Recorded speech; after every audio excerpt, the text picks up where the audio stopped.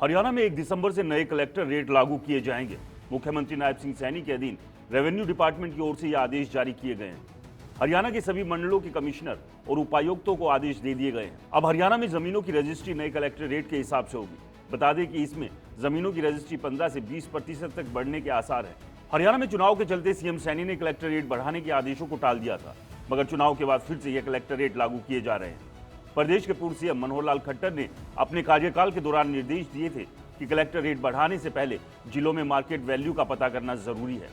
इसी आदेशों पर उपायुक्तों ने कलेक्टर रेटों को लेकर सर्वे कर मार्केट वैल्यू के हिसाब से रेट तय किए।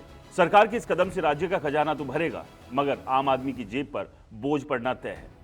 हरियाणा में एनसीआर के तहत आने वाले जिलों में सबसे ज्यादा कलेक्टर रेट बढ़ाने का प्रस्ताव आया है। इसमें रोहतक, गुरुग्राम, फरीदाबाद, पलवल, बहादुरगढ़, सोनीपत, करनाल, पानीपत जिले शामिल हैं। यहाँ के जिला प्रशासन की ओर से 20% तक कलेक्टर रेट बढ़ोतरी के प्रस्ताव भेजे गए थे। इसकी वजह ये बताई जा रही है कि जिले एनसीआर के तहत आते हैं। यहाँ लगातार सूबे की सरकार और केंद्र सरकार इंफ्रास्ट्रक्चर पर काम करती रहती है। हरियाणा में मार्च के बाद अप्रैल में रिवाइज कलेक्टर रेट लागू होते हैं, लेकिन लोकसभा चुनाव के कारण आचार संहिता लगी हुई थी। इसी के चलते कलेक्टर रेट लागू नहीं किए गए। आचार संहिता हटते ही जिलों में रिवाइज कलेक्टर रेट के प्रस्ताव रेवेन्यू डिपार्टमेंट के पास भेजे गए, जिसकी मंजूरी के लिए फाइल सीएम सैनी के पास पहुंची, लेकिन सीएम सैनी ने कलेक्टर रेट बढ़ाने के प्रस्ताव को मना कर दिया।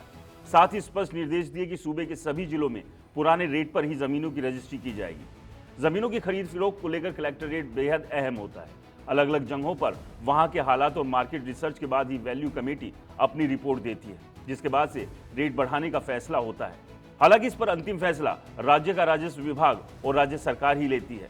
रेट तय होने के बाद में उससे कम में जमीन की रजिस्ट्री आदि नहीं हो सकती है। ये रेट निर्धारित होने से पहले इसमें बड़ा गोलमाल और खेल हुआ करता था, जिस पर कलेक्टर रेट निर्धारित होने के बाद से काफी हद तक रोक लग गई।